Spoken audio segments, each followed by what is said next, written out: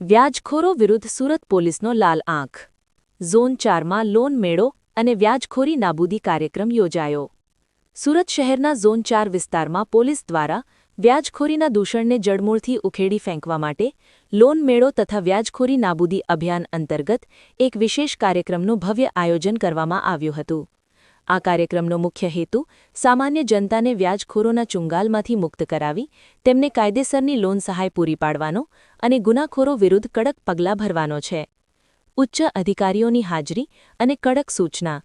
આ પ્રસંગે Surat police commissioner Anupamsinh Gehlot, joint CP sector 2 Mahendra Bagadia અને ડીસીપી ઝોન 4 નિધિ ઠાકુર ખાસ ઉપસ્થિત રહ્યા હતા. તેમની સાથે વિવિધ પોલીસ સ્ટેશનના પીઆઈ અને મોટી સંખ્યામાં પોલીસકર્મીઓ પણ હાજર રહ્યા હતા.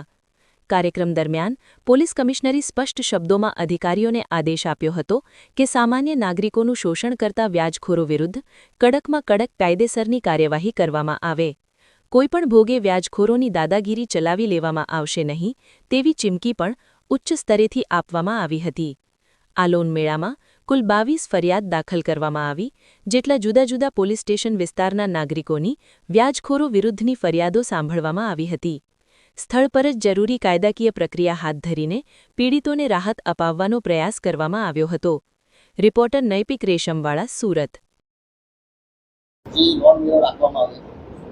આજે સુરત શહેરના અલગ અલગ ઝોન્સમાં अलग अलग दिवसे जो है व्याजखोरों चंगुलमांथी अपने प्रजाने बचाव माटे जो है लोक दरबारना आयोजन करवामां आवे छे, जेमां जो आ व्याजखोरों विरुद्ध में कार्रवाई ने साथोसाथ लोन मेला भी राखवामां आवे छे, जेथी जो अमारा नानी रकम 1 लाख रुपया तकनो लोन भी अमारा लोकोने मळी शके अने आ व्याजखोरो साथे लोको दूर रहे. एना ज संदर्भमां आज डीसीपी ઝોન 4 निधि ठाकुरना नेतृत्वमां अने सेक्टर 2 મહેન્દ્ર બાગડિયાના जो सुपरविजનમાં आज पुलिस कमिटी हॉल खाते ઝોન 4 વિસ્તારના આવનાર 6 પોલીસ સ્ટેશન જે પાંડેસરા, ખડોદરા, અલથાણ, વેસુ, અઠવા અને ઉમરા પોલીસ સ્ટેશનના સમાવેશ થાય છે. આમાંથી કુલ 22 જેટલા ફરિયાદીઓ અત્યારે એવા વ્યાજખોરોને વિરુદ્ધ ફરિયાદ કરવા માટે અહીંયા આવેલા છે. જો અને સાથોસાથ જો અહીંયા જો બીજી જો બેંકો છે, આ બેંકમાં જો સુટેક્સ બેંક છે, વરાછા કોઓપરેટિવ બેંક છે, પીપલ્સ આપણા બેંક, પ્રાઇમ બેંક છે, એસએમસીના સ્વર્ણ નિધિ યોજના છે જો અને પીપલ બેંક, આ બધા લોકો બી એના અહીંયા સ્ટોલ છે, જેના લોન લેવાના હોય અહીંયા તો લોન બી લઈ શકે છે જો જેથી કે આ જો વ્યાજખોરોના ચંગુલમાં દૂર રહે. અને જો માનનીય ડિપ્ટી સીએમ સાહેબને બી એક અભિગમ છે, માનનીય મુખ્યમંત્રી સાહેબના સૂચના છે કે આ વ્યાજખોરોના ચંગુલમાંથી આપણે પ્રજાને બહાર રાખીએ.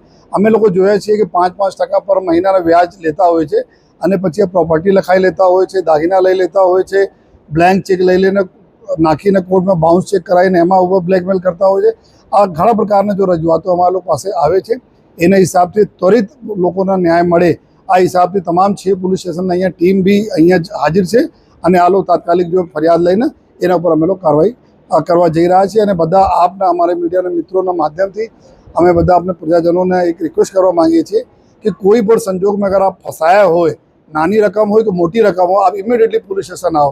हमारे लोग अधिकारी तक आओ, इमीडिएटली आ व्याजखोर हम लोग एक्शन ले. आप लेता नहीं, आवता नहीं पुलिस स्टेशन, जेना लीधे घણા બધા આપઘાતનો બનાવ બને છે. તો આ દુઃખદ બનાવ से बचता पहले एक तक जो आप पुलिस ने आपो एवी बधाने અમે રિક્વેસ્ટ કરીએ છીએ.